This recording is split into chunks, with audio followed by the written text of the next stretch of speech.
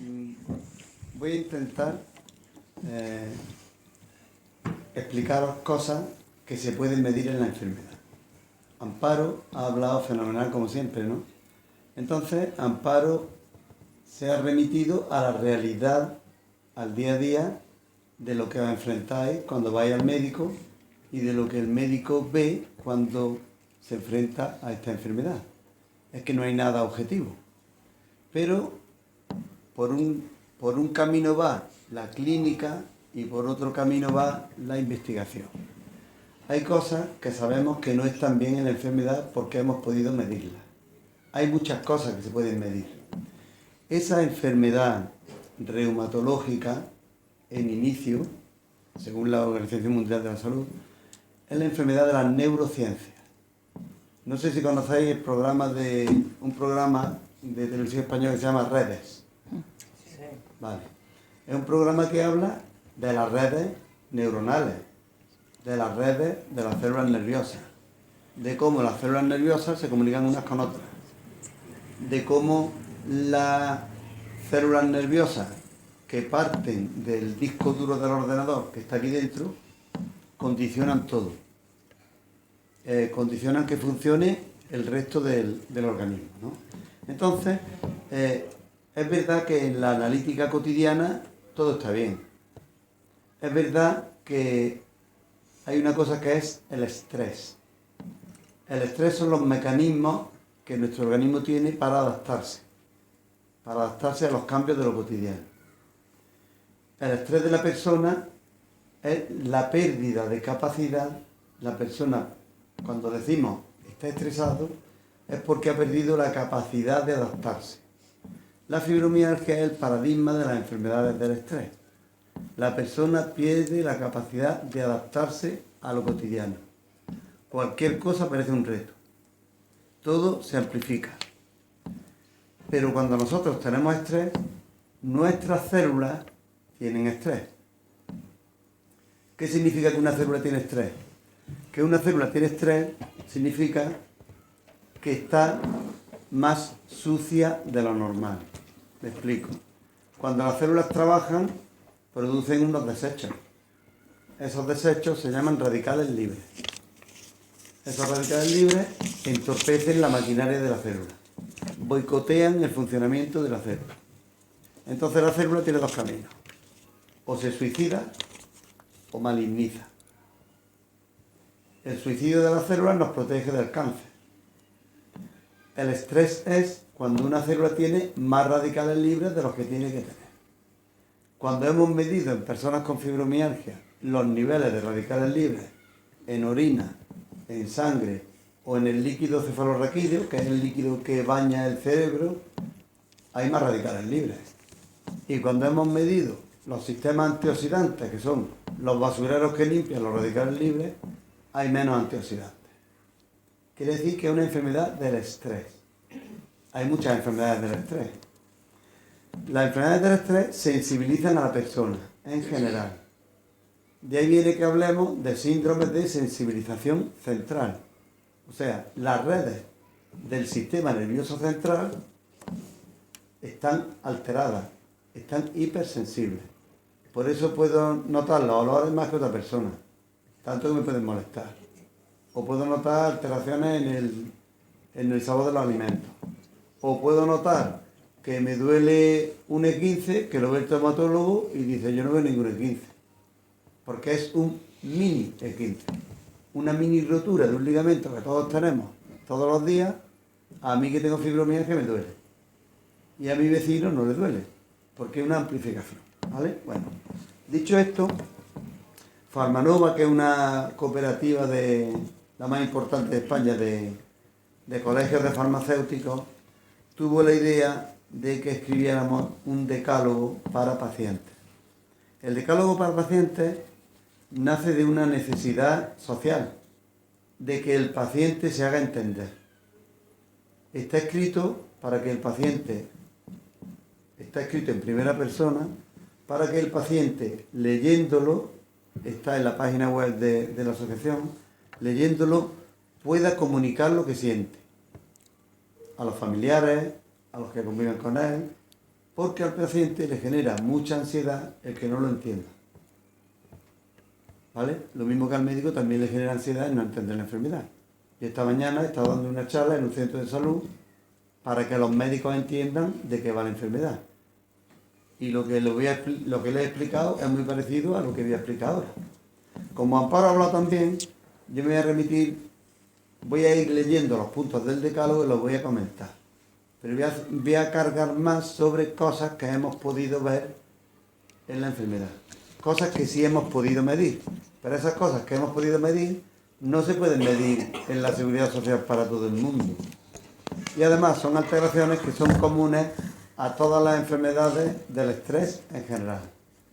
De una persona que tiene dolor de cabeza crónico, o una persona que tiene lumbalgia crónica, o una persona que tiene disfunción del suelo pélvico, también puede presentar esa alteración. Porque son alteraciones propias del agotamiento. La fibromialgia es la enfermedad de la máquina que se agota. De hecho, es típico paciente de fibromialgia que era una máquina. Lo llevaba todo para adelante. Todo perfecto. Sin embargo, llega un momento en que la máquina no se rompe, se agota. La máquina se puede recuperar parcialmente, pero no una máquina rota. No hay nada que esté roto. Sin embargo, la máquina no va fina, no funciona bien. ¿Vale? Bueno, entonces, los criterios diagnósticos, ya lo ha dicho Amparo, al principio se le daba mucha importancia al dolor. Sin embargo, ahora el dolor, siendo importante, comparte protagonismo con otros síntomas, sobre todo el cansancio, la alteración del sueño, que es un sueño no reparador, y los trastornos cognitivos, aturdimiento, falta de concentración, lentitud para hacer cálculos, lentitud algunas veces para expresar emociones. Todo eso es muy importante. Entonces, los criterios diagnósticos ahora, el médico le pregunta al paciente si ha tenido dolor en determinadas zonas la última semana, si ese dolor le ha afectado especialmente. Hombro derecho, hombro izquierdo, antebrazo derecho, antebrazo izquierdo, brazo derecho, brazo izquierdo. Así el médico va preguntando y va marcando y va enumerando zonas de dolor. Dolor crónico para nosotros es más de 3 meses de duración. Y generalizado es lo que ha dicho ella, que duele en la mayor parte del cuerpo, sobre todo que duele en todo el esqueleto axial, ¿vale? Entonces, lo más importante desde el principio era dolor crónico generalizado, pero ya no es solo dolor crónico generalizado, es dolor, es ansiedad, es depresión, es cansancio, es que no duermo bien, es un montón de cosas que tienen que ver con lo que ahora más o menos vamos a repasar. Pero lo vamos a repasar a partir del decálogo. ¿Por qué queremos que conozcáis el decálogo? Porque es un instrumento de ayuda social, de comunicación con la familia. Textualmente lo que dice, en primera persona, como está escrito, y después lo voy a explicar, ¿vale? Primer punto. El primer punto dice, sufrimos dolor crónico. Y lo explica así. Los circuitos nerviosos que todos tenemos para codificar el dolor no funcionan adecuadamente. Lo que cualquier persona no le duele provoca dolor en nosotros. Y lo que le duele a todo el mundo, a nosotros nos duele más. Los dolores localizados, un hombro de la cabeza, que cualquier persona puede sufrir, son diferentes en nosotros. Porque en nosotros esos dolores tienden a extenderse por el resto del cuerpo. ¿Vale? Entonces, ¿qué ocurre aquí? Para esto vamos a hablar de neuronas, de células nerviosas, de redes. ¿Vale? Imaginaros que esta mano es una neurona, es una célula nerviosa. La neurona, cuando se activa, segrega sustancias. Segrega sustancias que van a ir a otra neurona, que está cercana. Cuando esta neurona segrega sustancias porque quiere que esta neurona las capte y actúe en consecuencia. Transmite una señal de una neurona a otra. Transmite una información. Por eso se llaman neurotransmisores. Las neuronas se comunican con neurotransmisores. Si esta neurona se irrita y esta neurona codifica dolor, Cuando esta neurona está muy irritada, excita a esta neurona, se irrita también, se estresa, tiene más radicales libres, esta segunda neurona, y esta neurona cuando está irritada, irrita una neurona central que tenemos en el sistema nervioso que es la madre del dolor. ¿Me explico? Cuando esa neurona está irritada, nosotros notamos dolor. Hay 3 neuronas entonces. Hay una que capta el dolor de la periferia, por ejemplo, si me quemo, transmite la señal como si fuera una carrera de relevo a la segunda neurona que está en la médula y la tercera neurona lanza la señal, la segunda lanza la señal a la tercera que está en el cerebro. Entonces yo noto dolor. Vale. Cuando pasa tiempo y esas neuronas están muy irritadas y producen muchos neurotransmisores, esos neurotransmisores no solamente activan a la neurona que está más cercana, se producen tantos que van aumentando, aumentando, aumentando y van llegando a otras zonas. Van llegando lejos. Van llegando donde hay otras redes de neuronas que tienen funciones diferentes. Quiere decir que lo que en principio era una alteración del dolor, cuando se hace crónico, cuando pasa mucho tiempo, hay tanto aumento de neurotransmisores que se excitan, se agotan, se estimulan otras redes nerviosas que tienen otras funciones. ¿Por qué? Porque todas las neuronas responden a los mismos neurotransmisores. Responden a la serotonina, a la dopamina, a la noradrenalina, lo mismo lo habéis escuchado, ¿no? Son neurotransmisores, que son los mismos. Son los mismos independientemente de que esas neuronas, su función sea el dolor, interpretar dolor, o sea interpretar el estado de ánimo. Con el tiempo, esa irritabilidad de ese grupo de neuronas se extiende. Por eso se llama sensibilización central. Y todas las neuronas se vuelven más sensibles. Neuronas de las emociones, el sistema límbico, que regula la ansiedad, la depresión, los cambios de ánimo. Neuronas que regulan el riego sanguíneo de los músculos, entonces los músculos sabemos que tienen menos oxígeno. Neuronas que regulan las hormonas antiestrés, el cortisol. Sabemos que tenemos menos capacidad de enfrentarnos al estrés. Pero es porque esas neuronas, esos circuitos están alterados. Es una realidad que se puede medir. ¿Y cómo se puede medir? Pues se mide viendo el riego sanguíneo que hay en las redes de neuronas. Si yo mido por SPECT, mediante técnicas de resonancia, la actividad de un circuito, puedo ver que el circuito está estropeado o no está estropeado, dependiendo de la velocidad de conexión que yo vea. ¿Me explico? Eso se ha podido ver. Luego, la fibromialgia es una enfermedad de las neurociencias. Hubo un boom de las neurociencias en los años 90. Eso es lo más claro que sabemos de la enfermedad. Eso está demostradísimo.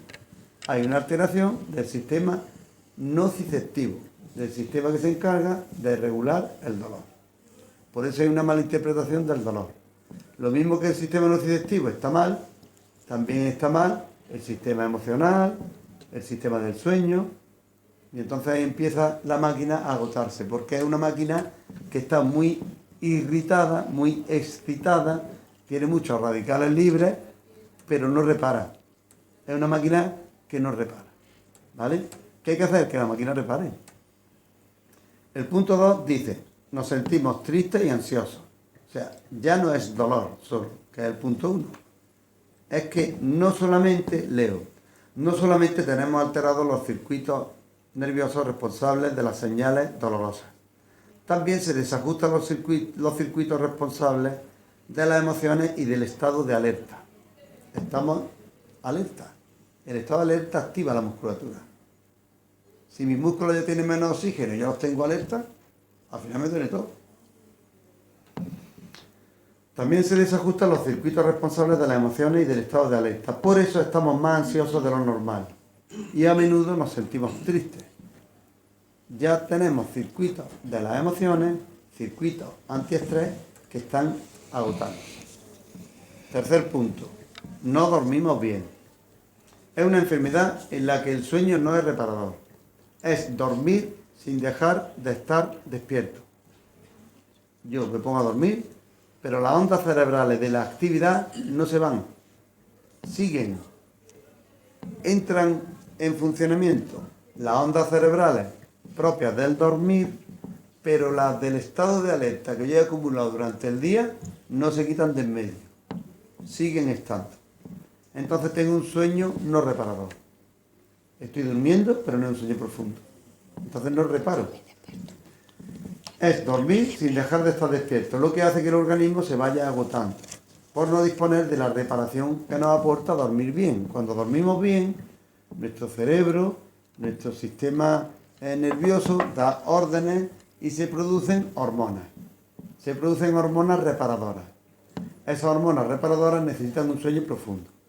Hubo un trabajo que se hizo ya en los 90, donde se reclutaron personas que dormían perfectamente y que no tenían dolor. Lo único que hacían era, en un laboratorio de sueño, los ponían a dormir y cuando veían que entraban en juego en el electroencefalograma las ondas de sueño profundo, los despertaban. Realmente no los despertaban, muchos ni se daban cuenta de que los despertaban. Les estimulaban para que las ondas de sueño profundo se interrumpieran.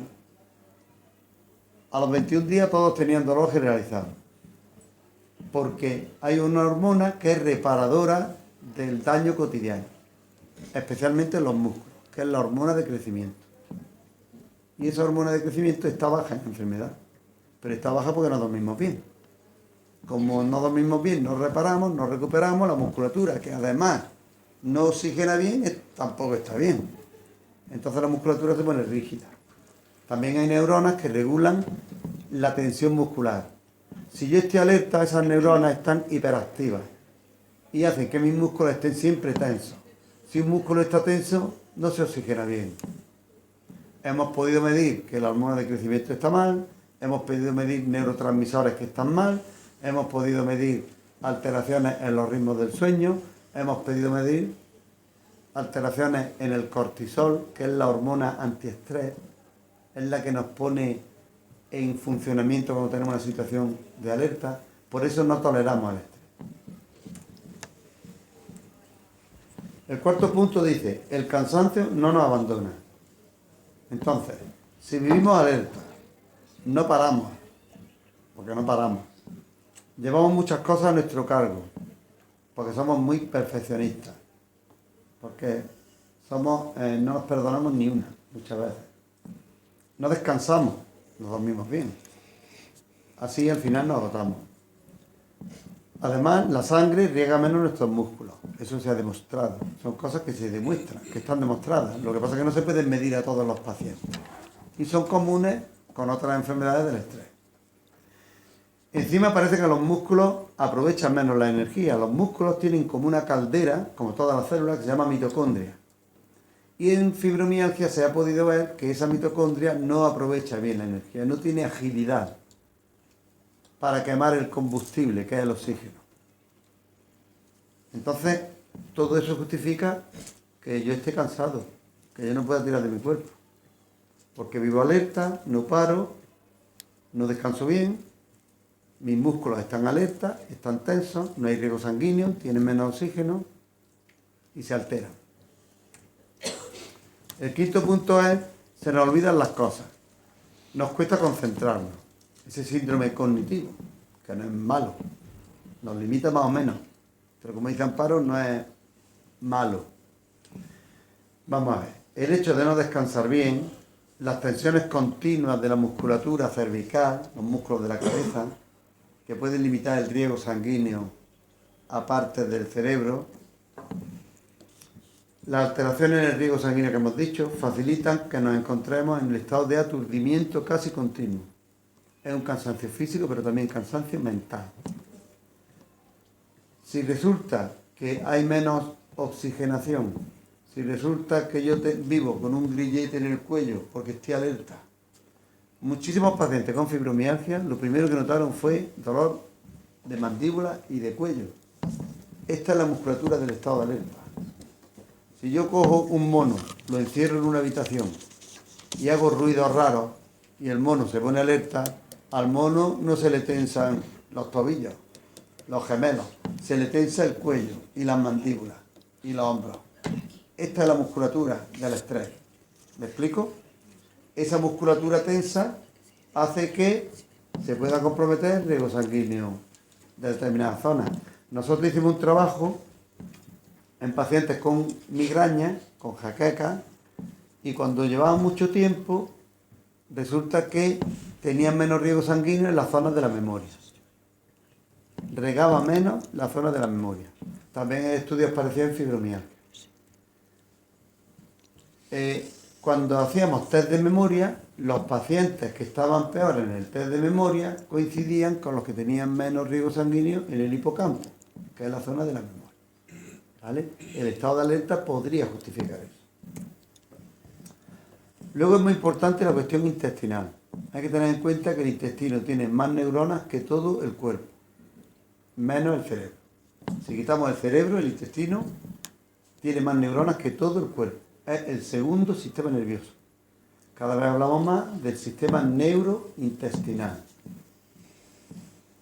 Es como si al haber inflamación intestinal, que me noto con la barriga hinchada, que tengo dolores cólicos, retortijones, que tengo diarrea, que tengo estreñimiento, tengo colon irritable. Es muy frecuente en fibromialgia el colon irritable. Eso hace que la pared intestinal esté inflamada y que el equilibrio, el ecosistema de las bacterias del intestino no esté bien. Si eso no está bien, se afecta a las defensas. Ya estamos hilando las neuronas con las defensas. Si yo tengo inflamado el intestino, esos recursos que consumo aquí me pueden faltar aquí. Y hay trabajo relacionando la pared intestinal con la depresión. Y hay pacientes que empiezan a comer bien, una dieta antiinflamatoria muy importante, y se encuentran mejor de ánimo. Hay que repoblar la flora intestinal y hay que comer bien para desinflamar el intestino. Es muy importante. Nosotros hicimos un estudio y medimos la actividad de las bacterias del intestino, y en fibromialgia está alterada, con un aparato que se llama Gastrolyzer, que mide el hidrógeno que expiramos. Entonces hay una alteración en la flora intestinal. Si la flora intestinal está alterada y el intestino está un poco inflamado, se llama intestino permeable. ¿Permeable por qué? Porque deja pasar toxinas. Si las toxinas pasan la pared intestinal, el sistema de defensa que tiene que atraparlas se agota. Entonces el sistema inmune está agotado. Por eso justifica que parece que tengo gripe, sin tener gripe. Esas toxinas se han podido medir como si le pusiéramos un GPS y vemos que atraviesan la barrera que separa la sangre del cerebro, la barrera hematoencefálica, y afectan al sistema nervioso central. Luego ya estamos enlazando una vez más la actividad de las neuronas con las defensas. El dolor crónico es un problema del sistema inmune, en muchos casos, del sistema de las defensas. ¿Vale? Entonces, leo el sexto punto. Tenemos el intestino inflamado. Si la mucosa del intestino se inflama, las toxinas pasarán a nuestra sangre y nuestras defensas se resentirán. Las toxinas en las articulaciones, porque se acantonan en las articulaciones, harán que éstas se inflamen y duelan. Los nutrientes no llegarán bien a nuestras células, porque el intestino está inflamado, aumentando la sensación de cansancio continuo. Se ha medido falta de nutrientes en la enfermedad. Son cosas que pueden ser comunes con otras enfermedades del estrés, pero son una realidad en fibromialgia. Lo sabemos bastante de la enfermedad. Y todo va por el mismo sitio. Enfermedad relacionada con el estrés. Cada vez hay más ensayos clínicos de suplementos dietéticos, añadiendo hierro, magnesio, añadiendo creatinina, añadiendo coenzima Q10, que pone en marcha esa caldera del músculo que no está bien. El punto 7 dice: somos muy sensibles a cualquier tipo de estrés. Y explica: los mecanismos que todos tenemos para afrontar las situaciones estresantes también se resienten. Tenemos menos hormonas antiestrés. Por eso somos tan sensibles a todo y podemos responder inadecuadamente ante situaciones difíciles. Cuando se ha medido la actividad de un gorrito que hay encima de los riñones, que se llama la glándula suprarrenal, que es la responsable de fabricar el cortisol, que es la hormona antiestrés, resulta que esa glándula está agotada en fibromialgia. Incluso si la estimulamos desde fuera, con una sustancia que se llama ACTH, que la empuja para que trabaje, las suprarrenales no se mueven, no responden bien al estrés, no tenemos esa hormona que es el cortisol. Hay un agotamiento de la capacidad de adaptarnos al entorno. Eso se ha podido medir. El punto 8 dice: a menudo los médicos no nos entienden. El decálogo está hecho para que yo en primera persona explique a alguien lo que me pasa. Es un proceso raro, poco conocido. Por el médico es poco conocido.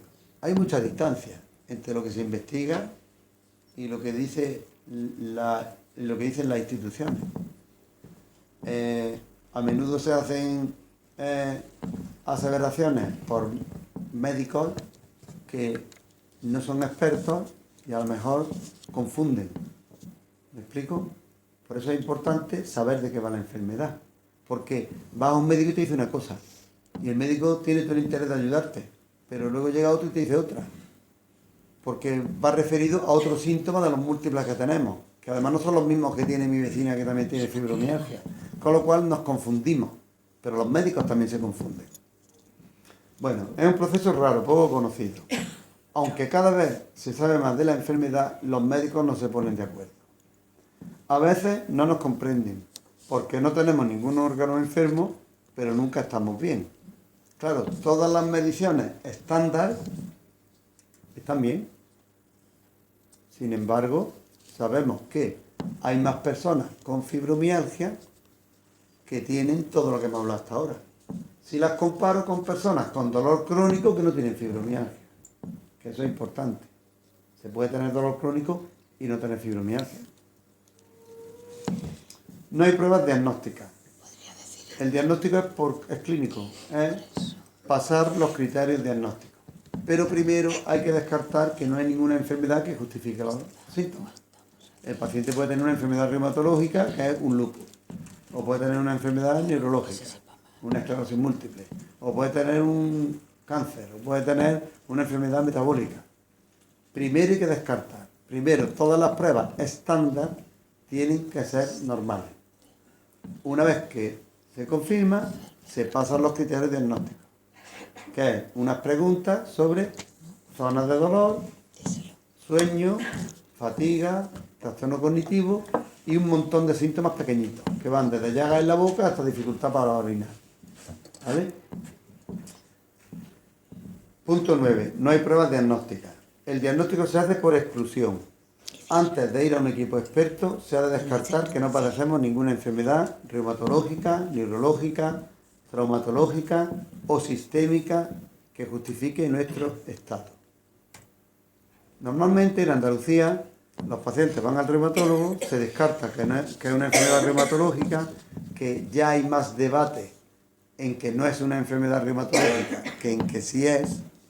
Una cosa es lo que dice La Organización que está antigua ya, porque esto va muy rápido, ¿vale? Y otra cosa es lo que se dice en los foros de expertos. Es una enfermedad de neurociencia, del estrés, ¿vale? Bueno, ya lo ha dicho Amparo muy bien, puede afectar a más miembros de mi familia. Este punto es importante. Dice, si tengo fibromialgia y mi hija comienza a sentir lo que yo sentí, porque muchas veces me lo decís que tenéis miedo, mi hija está como yo estaba. El tratamiento precoz podrá hacer que no se agrave la enfermedad. Existe el tratamiento precoz, se puede hacer y minimiza mucho los síntomas. O sea, puede recuperar muchísimo la calidad de vida. Hay que controlar el dolor crónico localizado para que no se generalice. Normalmente empieza poco a poco y se va extendiendo el dolor que empezó por una zona concreta.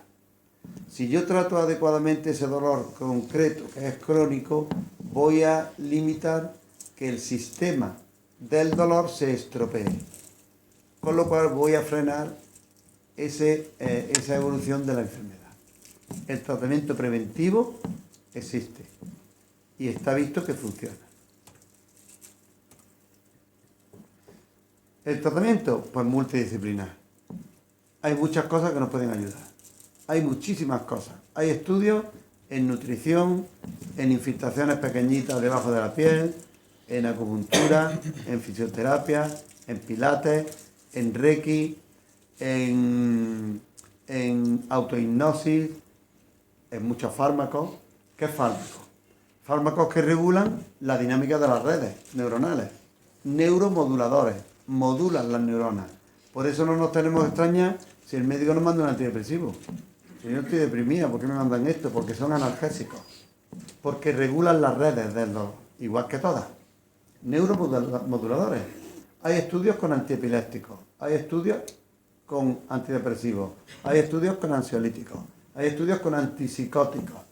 Son fármacos especializados en regular los neurotransmisores. Noradrenalina, serotonina, dopamina, acetilcolina. Esos son los medicamentos que nos ayudan. Los opiáceos no nos ayudan. Nos ayuda solo el tramadol a pequeñas dosis. Es el único opiáceo que ayuda, pero porque regula las redes, no porque es opiáceo. No hay ni... Sin embargo, yo cuando doy conferencias a médicos del dolor, pues no se tienen que aferrar, le digo, a la escalera analgésica y mandarnos parches de morfina, porque está demostrado que es peor remedio que la enfermedad. Porque como somos muy sensibles, pillamos todos los efectos adversos. ¿Me explico? Entonces, los opiáceos no son efectivos. Bueno, con un tratamiento multidisciplinar nuestras vidas pueden mejorar mucho aunque tengamos brotes. No se cura, puede mejorar mucho y evoluciona por brotes. Los fármacos son necesarios. Es necesario que si mi paciente no duerme bien, yo le doy un medicamento para que duerma bien. Porque un paciente que está tan deteriorado, no es suficiente, mi experiencia por lo menos, la higiene del sueño que la tiene que hacer para dormir bien. Le tengo que mandar una medicación. Si no le mando una medicación para que duerma bien, no va a descansar nunca. Si no descansa, no lo recupero. Entonces, la primera diana del tratamiento no es el dolor, es el sueño.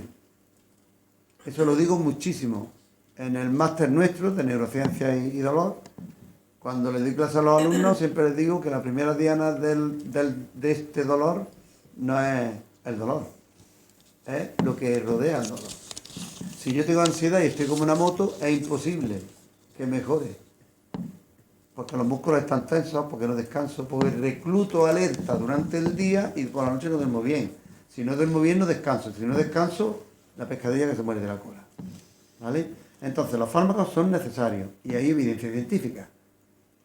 Pero no curan, ayudan. Nada cura. Pero hay muchas cosas. Cada paciente tiene que hacer un recorrido ordenado e ir dándole la vuelta a su tortilla. Porque lo que a mí me ayuda un montón, a mi vecina le hace muy poco. Y al revés. Los fármacos son necesarios, como la alimentación, el ejercicio físico o las terapias complementarias. Sois los pacientes que más acudís a terapias complementarias. Porque las terapias complementarias en general os ayudan. Lo que pasa es que no os ayuda la misma terapia complementaria a todos. Cada uno tiene que buscar lo suyo. Hay quien empeora con pilates y hay quien pilates le cambia la vida. Entonces cada uno tiene que ser responsable de su enfermedad y hacer un recorrido para ir cambiando su calidad de vida. Y lo que me ayuda un 5%, bueno es. Lo he hecho en el zurrón de la mejoría. Luego encontraré otra cosa que me ayuda un 15% al zurrón de la mejoría. Ya tengo un 20%. Y poquito a poco voy haciendo cosas. Y no hay que tener prisa. Porque tenéis prisa. Como tenéis prisa os cansáis porque estáis quemados. Entonces tenéis poca adherencia a los tratamientos. Hay estudios demostrando que tenéis poca adherencia a los tratamientos. Os cansáis y los dejáis. Porque vais buscando la piedra filosofal de la curación. Y eso es un error. Tenéis que observaros y ayudaros. Y que el médico os entienda y os ayude a ayudaros. Pero hay muchas cosas que podéis hacer para ayudar, para mejorar. Ejercicio, alto nivel de evidencia, nutrición, no alto, pero bastante nivel de evidencia, fármacos clave. El fármaco que no me sirve, fuera, porque si no me intoxico. A veces vienen a la consulta y toman 12 fármacos. Y repetidos algunas veces. 2 benzodiazepinas, 2 antidepresivos. Lo que no sirve fuera, porque me está ensuciando. Tengo que alimentarme bien, tengo que mejorar mi inmunidad, porque si me alimento bien y desinflamo mi intestino, mejoraré. Muy importante la nutrición. Si me hincho de azúcares, los azúcares fermentan, crecen los hongos y las bacterias se quedan en segundo término. Estoy alterando mi flora intestinal. Hidratos de carbono los mínimos, refinados, nada. Ni aceite refinado, ni fritos, que lo refinan, que lo que hace es freír el aceite y refinarlo. Hay que comer bien. Hay que hacer un dietario. Hay que hacer una dieta estricta, que también la tenéis en el portal de la asociación, y a partir de ahí yo me curro mi dietario. Cuando lleve 3 meses comiendo estrictos alimentos antiinflamatorios, seguramente estaré mejor. Entonces ya puedo reintroducir algo. Pero al principio, dieta leonina. Yo a los pacientes se la doy, pues no se la doy. Le digo que no la miren fuera, para que no se cabren conmigo. Pues, eso es Murcia. En Granada le digo que se la dé la que está fuera, para que se cabren con ella. Porque tenéis una dependencia del azúcar algunas veces increíble. Las células os engañan. A las células les gusta la ley del mínimo esfuerzo. Les gusta azúcar, poco trabajo. Error. Porque me estoy inflamando.